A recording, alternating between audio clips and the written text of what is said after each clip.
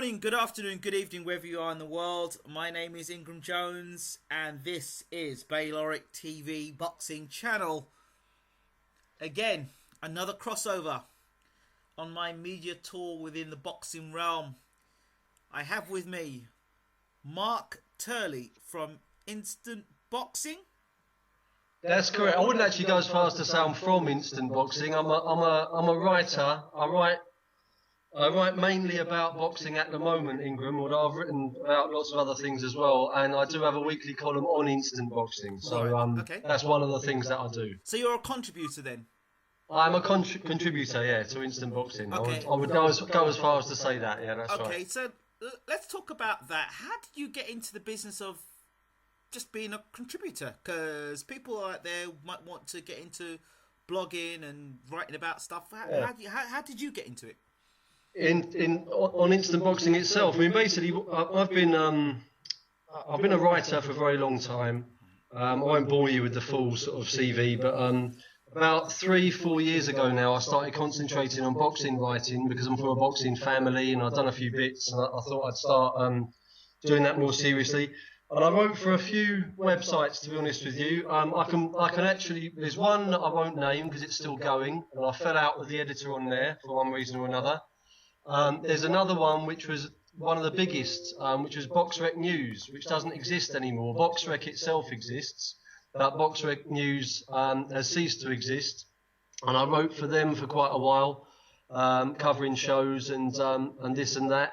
And when that went down, I mean, there was a little bit of funny business with that one as well, actually, which I won't go into. But when that website eventually ceased to exist, I was looking for other options, and Instant Boxing put a message up on Twitter. They were quite a new website at the time, and they were looking for writers. And what really attracted me to it was that basically I was given free rein. So it's a weekly column, and Gary, who runs the site, really nice guy, very accommodating, and he basically said, look, you know, as long as it's about boxing, you can write about what you like. So that was the first time I'd had that I'd just been given free rein, because I am drawn naturally sometimes to quite controversial type stories and sometimes things that other people don't like to cover. And that's why I've had problems with editors in the past. So it's quite nice that on this website, I've just been allowed to write about what I like. Well, that's very good, because that's certainly the philosophy for Bayloric and Bayloric Worldwide, Bayloric Television, to talk about those things that matter and to ask the questions that the fans want the answers to, because there's so much of this being politically correct and editing and trying to make boxers into being politicians and making them to be characters that they're not. That's right. We need to do interviews and have people like yourself out there speaking the truth, because there's go ahead.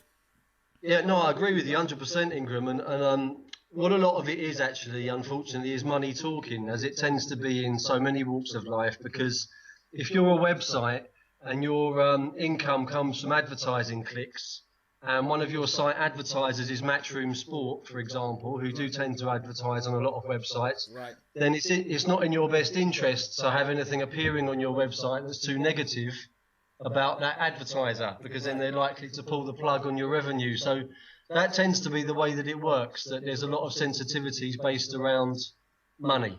And what's nice about Instant Boxing so far is that hasn't come up at all. So that's why I really appreciate Gary and the guys there for giving me the opportunity. Well, that's the beauty of being an independent, which Bayloric TV is. It's an independent online television station, but also online media as well, which is independent. And the best thing about that is that we can do what we want. We put up what we want when we want, how we feel.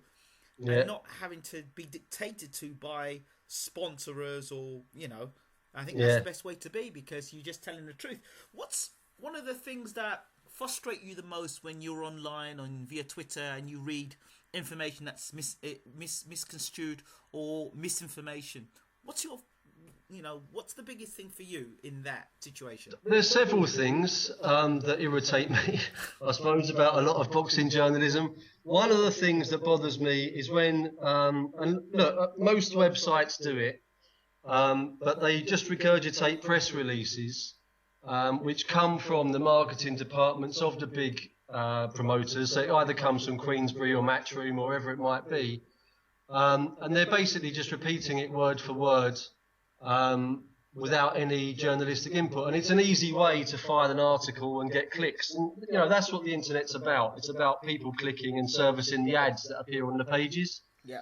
But if all they're doing is basically regurgitating marketing materials, then that's just propaganda. I mean, I'm a bit. I don't want to get too political with you, Ingram, because no, you should. Obviously, my main but you should. My main focus is boxing. I'm not here to try to change the world, but absolutely not.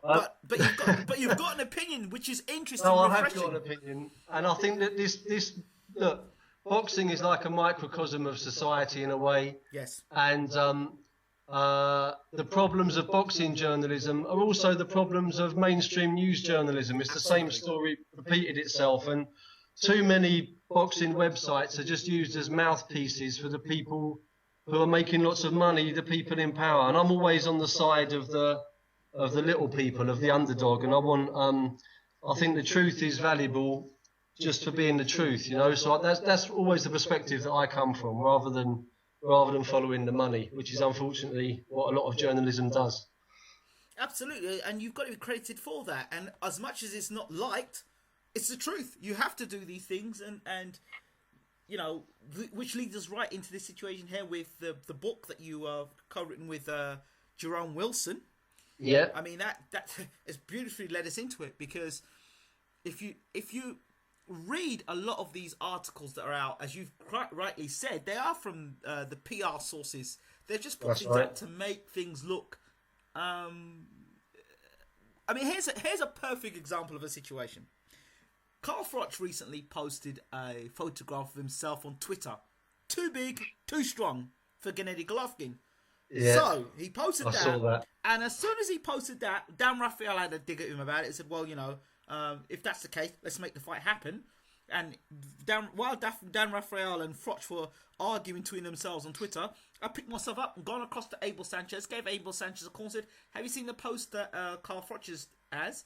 How long would it take for Gennady to get himself into shape and be ready for Carl Froch? 8 weeks. Okay, 8 weeks, good. Got back, did the interview, sent it to Carl Froch. I think within 2 days he retired. Right. So, it is something to just follow what everybody else is doing, but it takes another bit and a little bit more hard work to actually go to the horse's mouth, and get the information. That's right. You know what I mean? To get the interview, to sit down and ask that person that question, or from the other camp, well, what's going on? Are you ready to fight? Will you take this fight? Don't give me any PR stuff. Are you going to take the fight? How long can you be ready? How long will it take for you to be ready? Abel Sanchez said, take us 8 weeks, and we're ready for Wembley. So 8 weeks, he said. So I got that back to Carl the next day. Nothing. Yeah. And it's not because I'm trying to stir something up. It's just trying to make things clear. And there's a lot of stuff in boxing which is not clear. Like another example, recently, Dave Chisora did an interview with another media outlet, and he said that he felt that Team Fury backstabbed Frank Warren. So I went, okay, he kind of said that. I said, let me find out from Team Fury's point of view what they think of this and how they feel. And I spoke to Peter Fury, who was at the negotiations, part of the negotiation, and said, no, this is not the truth. This is what happened. This is how it was. We didn't have a contract in time. At the time, we had a 3-fight deal. The 3-fight deal was over. And by the time we got to negotiation table, this is what was at. There was no gentleman's agreement. There's a contract. There was no contract. Yeah. So that seemed fair enough to me. So, of course, there's always your side, my side, and the truth. But it's probably a lot closer than just reading an article online and then regurgitating that and then putting it out there, because you're actually investigating the situation, which I thought that's what journalism's about. But you want to see both sides. It's what it's meant to be about. Of course, but sometimes it's not easy to get both sides of the story, because the other side is either trying to cover up, or the other side feels that they're too what's the word? They're unapproachable. You can't approach them because they are a higher source. You can't talk to them, and they'll only answer certain questions. So you know how they're going to respond. So why are you even trying to push that agenda? Go and talk to people who'll talk to you. So that's all you can do at the end of the day. I can understand from some people's point of view, if you're a guy, you're on a salary at a newspaper. Yes.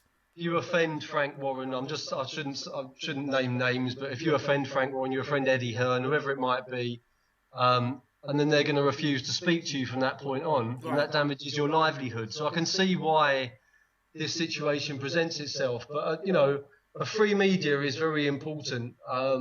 Not just in boxing, but in the world in general. And people who are independent and are saying the truth, or at least their version of the truth. I suppose we all have our own version of the truth, don't we? But if you've got the courage to actually say your version of the truth, I do think that's very valuable. Of course. I think that if people were just more open and made themselves more accessible to these sort of situations, we don't get rumours. We reduce rumours.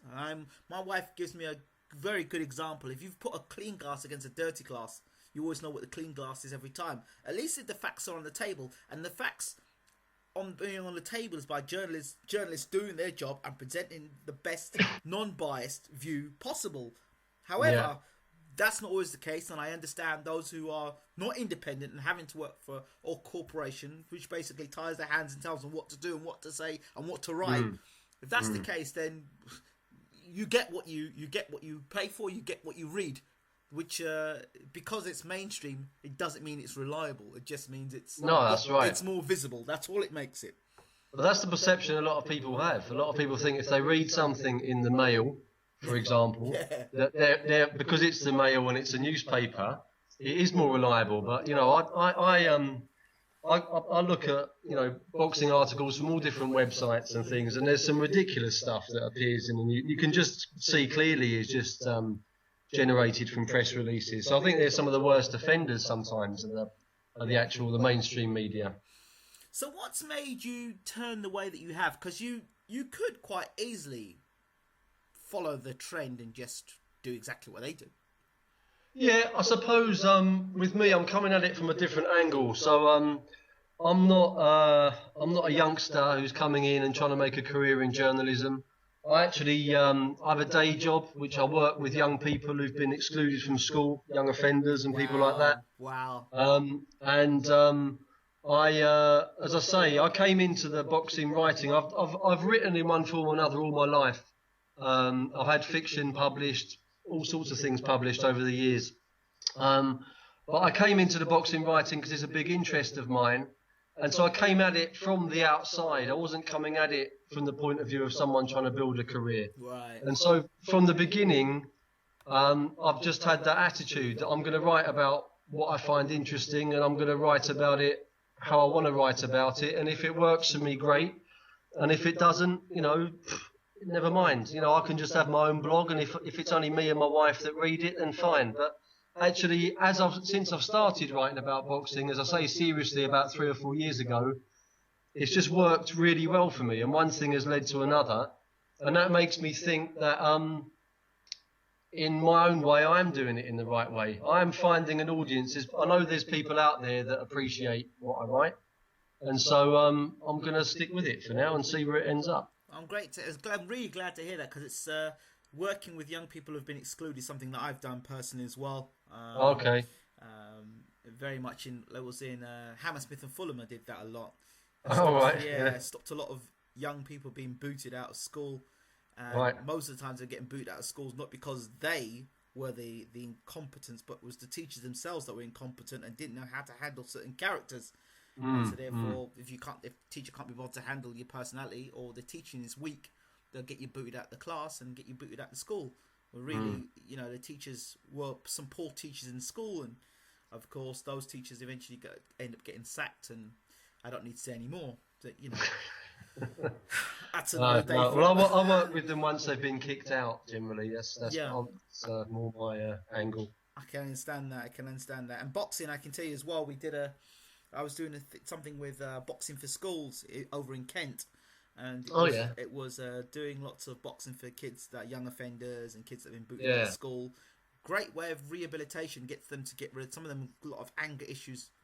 Oh, definitely. Definitely the discipline and all that. There's a few in London actually. There's one called Fight for Life, which has got a couple of schools in London. Excellent. And there's one in Hackney. I think it's called the Boxing Academy or something like that. Yeah, that's my old. That's where I was born, Hackney, actually. Oh, is it really? Yep. There at one point I was born.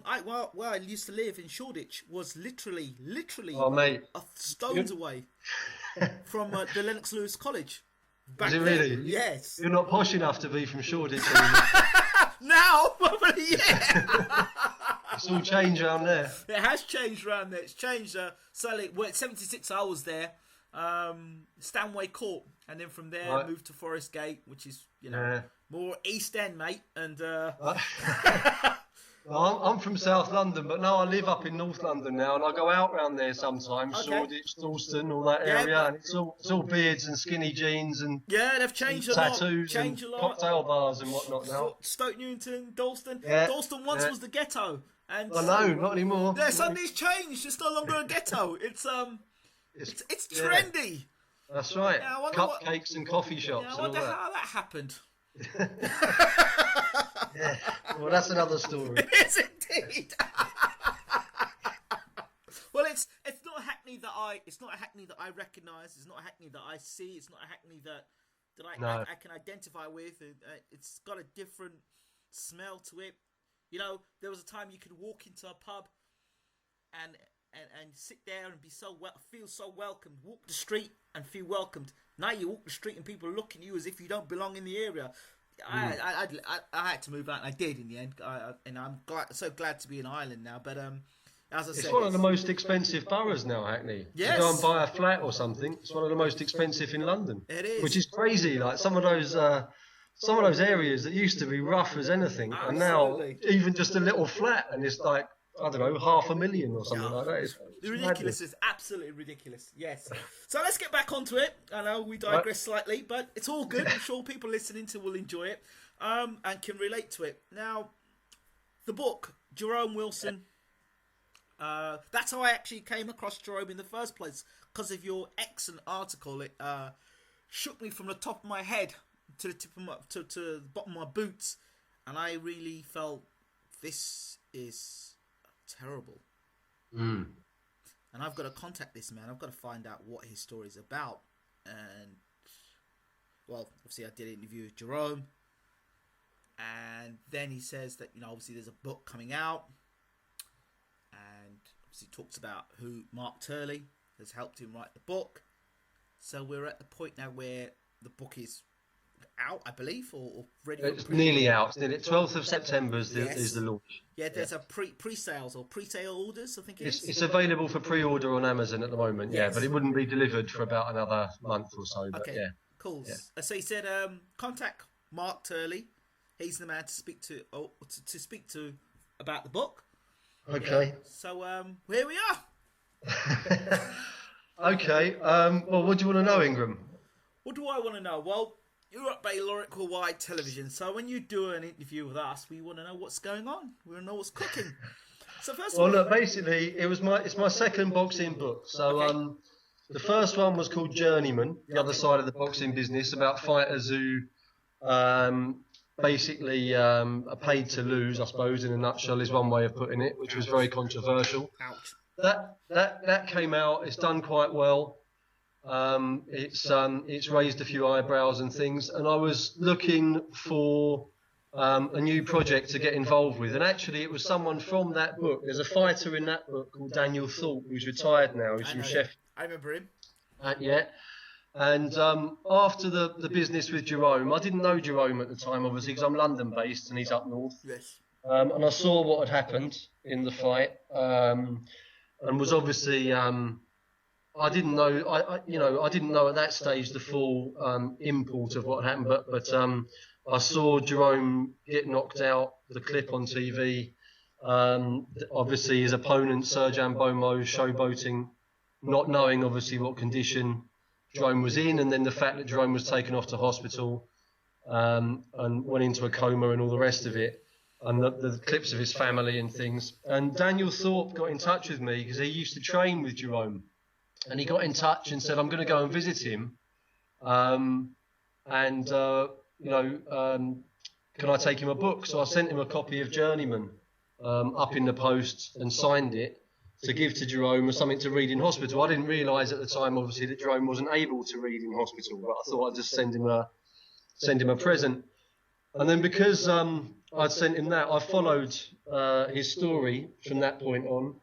And there was a time, I think it was around about January, early January, and Jerome had come out of hospital, and he'd been, I mean, he had problems with his vision and all sorts of things, obviously, still up until that point, but he'd been noting some things down on his phone and on a laptop when he was able to, and he put the idea out there on sort of digital, social media, whatever, about doing a book, and it got bounced around a bit, and it ended up, someone tagged me, or I can't remember if it was Facebook or Twitter or what it was, but someone tagged me on it who'd read Journeyman and said he'd be a good writer to work with, you know, I've read his last book and all that sort of thing. And it's one of those funny things, I don't really know exactly what attracted me to it, but straight away something sort of clicked, and I thought this could be a really interesting book. And then we ended up swapping a few messages, and I still remember exactly to this day the first time I spoke to him on the phone, because my older daughter is really into horse riding. I took her horse riding. She's about on the field on her horse.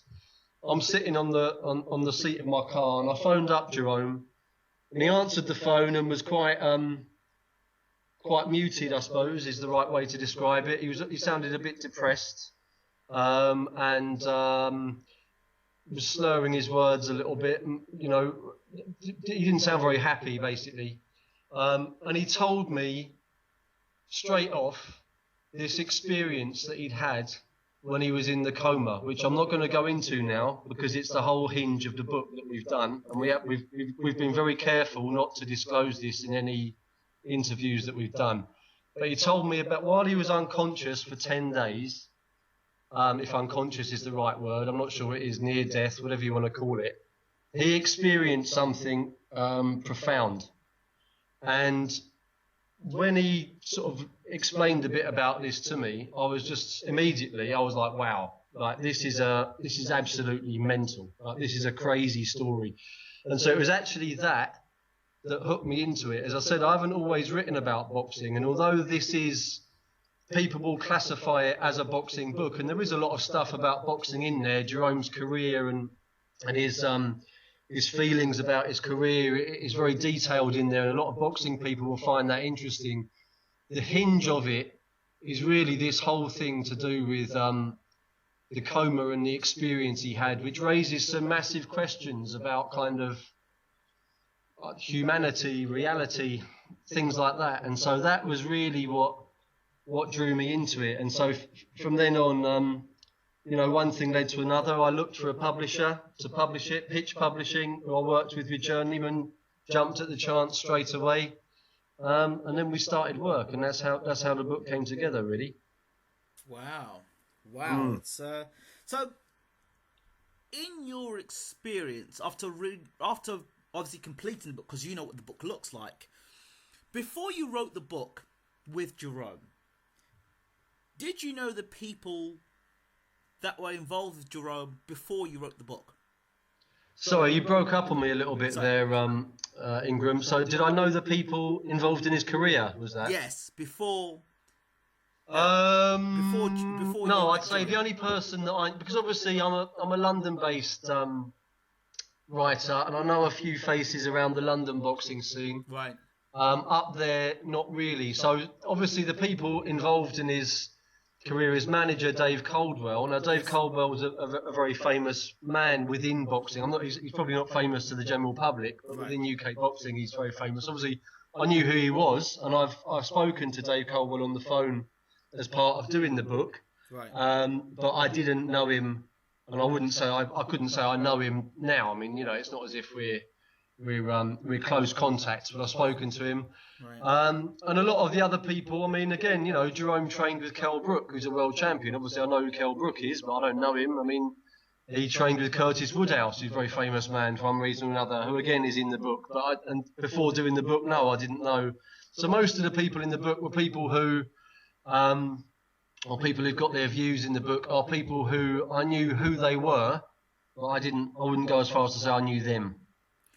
To be fair, I didn't really know Jerome either. I know Jerome very well now. I actually consider Jerome a friend of mine. Yes. But I didn't before the book. I didn't know him either. I knew his name, but I didn't know him either. So that was part of the process of doing the book and meeting him and all the interviews. That's how I got to know him. Will this book tell us anything more about the world of boxing? Yeah, definitely. And that's, again, I wouldn't, if for me and the kind of writer that I am, if it wasn't going to do that, then I wouldn't be that interested in it. I always like to, everything for me has got to be a new angle. For me, you see, a lot of writers, what they do is they say, I've been around the scene for a bit, I'm going to try and write a boxing book, I'm going to attach myself to a famous name and write their autobiography, a world champion or someone, write their autobiography, very standard autobiography. Let's start with their early life. Let's work through to their boxing career and where they are now. I'm not saying that, there's some people that do that sort of thing really, really well. Paul Zanon, who's out on the scene at the moment, who did Jimmy Tibbs's books, great book, and he did one with Paul Ingle as well. Again, a really nice book. So there's people that do that sort of thing really, really well. So I'm not knocking it. But for me, I like to try and have something a bit unusual about it that is telling us something different. And with Journeymen, obviously, it was this whole business about the way that shows work in terms of tickets and all this sort of thing, which a lot of people are unaware of, and the fact that away corner boxers are often losing on purpose. And in Jerome's story, really, what it does, aside from the thing that I was just talking about just now, the coma experience, in terms of his experience as a boxer, what it does is it almost provides the other side of the story. Jerome came into it as a prospect, and what Jerome's story does is it shows you how the boxing world, the boxing marketplace, rewards marketability first and foremost. What they want is a face, a character that they can sell, and it rewards ability second. So if you're not marketable, frankly, it doesn't matter how good you are. You could be the best boxer in the world. You could be Mike Tyson. You could be Muhammad Ali. Now, both of those guys were marketable. But if they weren't, they wouldn't have got anywhere. It doesn't matter how good they are at boxing. And Jerome is someone, you speak to anybody that sparred with him, that trained with him in the gym. Ryan Rhodes called him Sheffield's Mayweather. Jerome actually, in all fairness, he's a lovely guy. And in some ways, he doesn't do himself any favours because in the way that he comes across in interviews, because he's so humble. He's such a humble man, and he doesn't like to blow his own trumpet. But if you talk to people that knew him, they'll blow his trumpet. Like Jerome was a very, very naturally gifted fighter, incredible speed, great reflexes. Ryan Rhodes called him Sheffield's Mayweather. Curtis Woodhouse said he was the best he ever trained with, and Curtis Woodhouse, obviously British champion.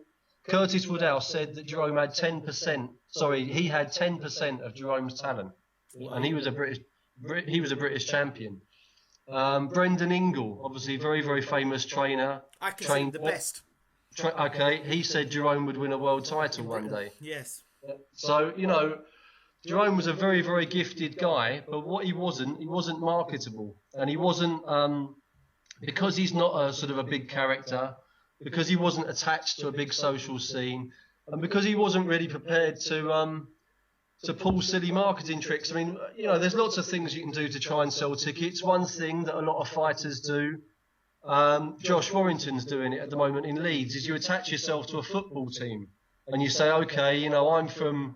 Jerome could have said he was Sheffield Wednesday or Sheffield United, worn the club colours into the ring, worn the badge on his shorts, been all about that in his interviews.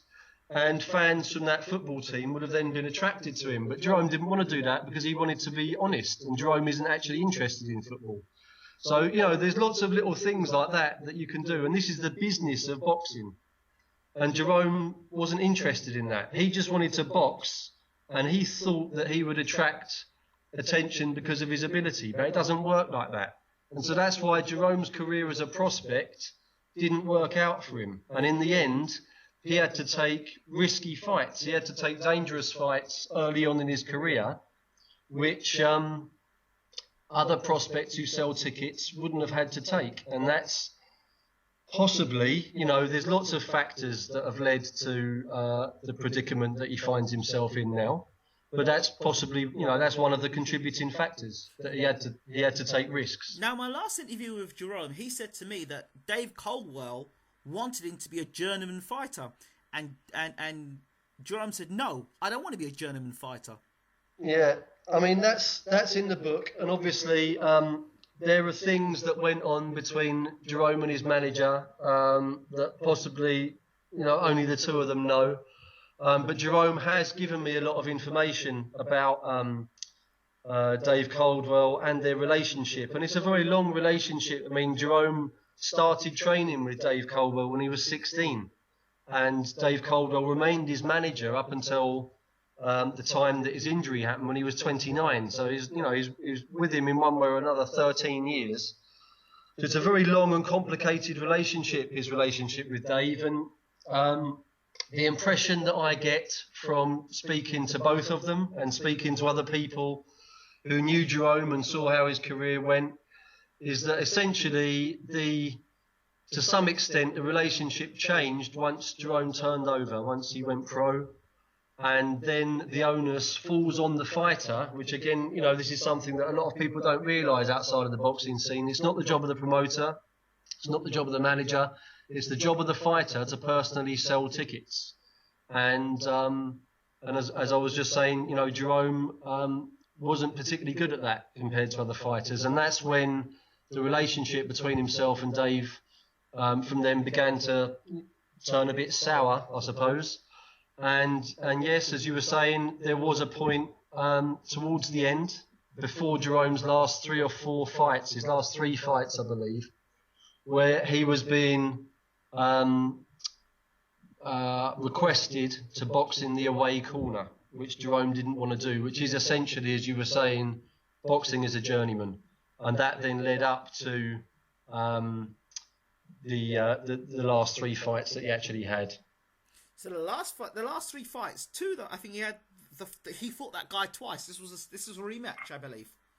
That's right. He fought. So he had quite a long period out where he almost considered retiring from boxing because things weren't working for him.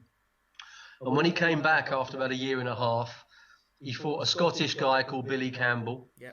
And basically, he'd been put under pressure because Jerome's natural attributes were speed, elusiveness, and your average, you know, you go to a typical boxing event, and let's be honest, your typical guy in the audience doesn't understand the finer points of the noble art. And most people ask Guillermo Rigondeaux, in my opinion, he's the best boxer in the world at the moment, and he gets loads of stick because he's defensive and skillful. And what people want to watch, even Mayweather, people don't like Mayweather because he doesn't take punches. But that's part of boxing. Part of boxing is if you can go in the ring for 12 rounds and not get hit, that is immense skill. That's but the art of boxing. Of course it is. But people don't appreciate it. What most people want to see is a couple of blokes just knocking lumps out of each other. That's all they want to see. Good old tear up. Yeah. So Jerome had been put under pressure to box in a more fan-friendly way. And so against Billy Campbell, he boxed a bit more open, and he got caught in the last round. Was caught and rocked in the last round by this guy, but still won the fight. And then he had various offers to box in the away corner, which he kept turning down, and it looked like he wasn't going to get a fight. And then suddenly, this fight with Ambomo came up at the last minute. It was actually 3 days before the show, because he'd had a couple of pullouts. That the fight was actually made. So it was very last minute. Jerome had been training for a fight at 10 stone. Ambomo came in at 10 stone 5. So there was a considerable weight difference. And it was a complete battle. Jerome went in there, actually put Ambomo down twice in the first round. And from there, the fight just, you know, I've been sent a closed link to the fight as part of the research of the book. The fights with Ambomo are not available online. They're not on YouTube. Why is that? I think because of the way it ended up. And it's been held back for a very long time. For example, Ben McClellan, you couldn't get that on YouTube either. It's only just recently they've put it on there. So I think fights that end in tragedy or in dire circumstances, they sort of put a block on it for a while or something. So it's not publicly available anyway. But Right. I was sent a link to that fight, and that first fight between Jerome and Mbomo was just insane. Absolutely, I've never seen anything like it. It's actually the closest thing to sort of, Rocky Balboa v Ivan Drago that you could see in real life. It was just mental. And so because the fight played out that way, there was this huge public clamour for a rematch. And Jerome himself wanted a rematch because the ref had given the decision to Mbomo, and there was a lot of controversy around the refereeing. A lot of people thought it was a draw. So that's what led to the rematch, and it was it was a rematch, as I say, hotly anticipated. Eddie Hearn was there in the audience. Now, if you're a guy like Jerome, and Eddie Hearn's in the audience, your career's been a bit rocky, you're desperate for a break, and Eddie Hearn's there, who's the top man in the country at the moment, you're going to go all out to impress him. So, all the ingredients, it's easy now to sit here and say it, and I'm not trying to put the blame on anybody's shoulders. At the end of the day, Jerome boxed the way he did because he made a decision to do that. But all the ingredients, like a perfect storm in a way that brewed. And so Jerome went in there with this very dangerous guy, feeling under pressure to entertain. He couldn't be defensive. He couldn't avoid. He had to go in there and have a war again. And he did. And, it was a 6-round tear up again. And, 2/3 of the way through the last round, he got poleaxed. And it was a horrible, horrible knockout. Again, I don't know if you've seen it. I think the clips of the knockout that fight's not available, but I think there are some clips of the knockout somewhere. But a horrible knockout. It was caught with a massive right-hand swing. Both fighters were very tired. Caught with a massive right-hand swing, like someone swinging a baseball bat, And he was out cold immediately. It switched his lights off straight away, and he fell straight down like a tree that's just been chopped. And as he was on his way down, and Mbomo was still swinging and caught him again. And when he hit the ground, his head, bang, back of his head bounced off the boards. It was horrible, horrible, horrible, horrible knockout. And that was that. So as I say, there's a number of contributory factors, that led up to that. The British Boxing Board of Control. Now, Jerome has mentioned a lot about how they haven't been as supportive as they could have been. Yeah.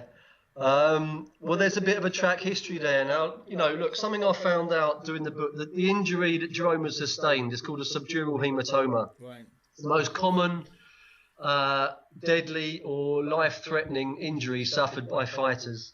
And it's actually surprisingly frequent. There's been, since 2012, there's been 5 cases in British rings.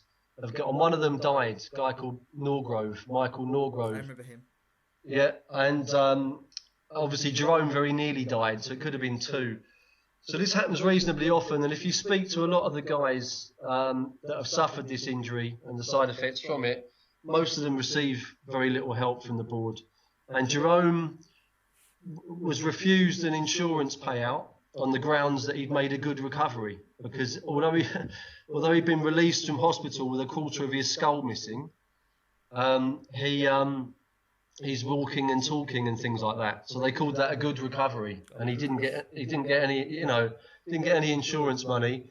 They paid him a little bit from the charity fund, but you've got to be realistic here. Jerome was 2 things before this happened. He was a professional boxer, he's a personal trainer. And he's been released from hospital with a quarter of his skull missing. That means he's earned nothing. Since that time, it was nearly a year ago now, he's had no income. The board have given him about $3,000, and his fellow fighters, Ryan Rhodes, Curtis Woodhouse, people like that, they fundraised for him, which was very admirable, and they pulled together some money. But other than that, he earned no money. So this is a guy who essentially has just been left destitute, really. He's come out of hospital with a very serious injury and just left to fend for himself. And it is disgraceful. I think at the very least, now that he's had the second operation, and hopefully before too long he'll be able to start getting himself fit and get work again. But at the very least, there should be something in place so that for loss of earnings, for that period of time that he's been unable to earn any money, there should be something there that his earnings are replaced. I don't know what he would have earned in a year. Let's call it 35 grand. I've got no clue. But whatever he would have earned in a year from his normal earnings, there should be something in place from the board that replace that, because he's got a family, he's got 2 kids. He's just had a baby. You know, you can't just have someone, you know, left on the rubbish heap like that, which is effectively what's happened. That, you know, it's just been left to get on with it, and it is, in my opinion, it is disgraceful, and something needs to be done about it. And it's not just Jerome; it's John Joe Finnegan, it's Kieran Farrell, and there's a kid called Peyton. I think Charlie Peyton, but I think he's reasonably well. I think he only had a minor form of the injury, and he's not too badly off. But the other guys, you know, are still suffering effects and still can't work, and they've been given very little help. And it's disgusting. It's not good, but it's something that should open the eyes of boxing fans, journalists. Here's another thing that this is what quite sickening. There are people in the UK that turn a blind eye to this. I'm quite happy to run to press conferences and interview fighters, but you've got a story right in front of your face that you turn your eyes against. How are you showing yourself different to the rest of the boxing media? You say you love the sport. You say you love your sport as a boxing journalist, not yourself here, Mark. Boxing journalist online. You say you love the sport, but yet you're not giving this story and stories like this the exposure they deserve. But quite happy to do other things instead. Well, I agree with you, but that's because it's controversial, isn't it? And because if you're gonna, you know, by highlighting this story, you are going to run the risk of coming into conflict with people like the board. If there's people who are who might feel a bit of a guilty conscience about things that have happened with Jerome, you know, you might run the risk of coming into a bit of conflict with them as well, and that's why people avoid that sort of thing. But these are the sort of stories that interest me. So that's, you know. But how can they call themselves boxing journalists then? Well, exactly.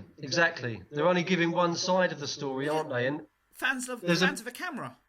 Yeah, that's right. And there's a presentation. I mean, you look at Sky Television and the way that boxing's presented, and it's so they try to present it as quite a sort of clean cut sport, and you know, and it really isn't. You know, the characters involved in boxing, it's a dirty business, and the guy, there's a lot of shady characters involved in it, and you know, and it's not being presented like that. They're trying to present it as if it's golf or tennis or something, and you know, but that's it. As long as there are some people out there that are giving the real story, I mean, in the end, I think people will catch on. But I hope so, anyway. So, I know that there's an event happening on September the 12th. Am I? That's right. Yeah. So September the 12th is the launch event for the book. It's at Waterstones in Orchard Square in Sheffield. It starts at 6:30. There's going to be quite a few faces from the boxing scene there. Curtis Woodhouse, I believe, is attending. Clinton Woods, former world champion, is attending. There's a few other names I should have prepared myself really before I did this interview. There's a few other names that are going to be there from British boxing. I can't remember all of them off the top of my head. Obviously, Jerome will be there signing copies. The way that it's worked out, and this isn't deliberate, but the way that it's worked out, there's going to be 100 copies there on the night, and they're going to be the first copies that are publicly available. So the rest of the copies, the ones off Amazon and in bookshops, aren't going to appear for about a week after that. So that particular night is the first opportunity to grab a copy, and for people that do turn up, they can get one signed by Jerome as well. Wow. That's going to be a good event. Definitely going to be a good event. Yeah, absolutely, yeah. Mark, is there anything else you want to say before we finish? No, nothing leaps to mind, Ingram, to be honest with you, no. Thank you so much for talking to Bayloric TV. How do people contact you, Mark? I'm on Twitter, Mark Turley72. I'm on Facebook as well, Mark Turley. Just that sort of thing. I'm a bit technophobic, really. I don't use a lot of these new things like Instagram and all that kind of stuff, but you can find me on there. Mark, once again, thank you for talking to Bayloric TV, and I'm sure we'll be talking again very soon. Okay, take care. Cheers, Ingram. Thank you.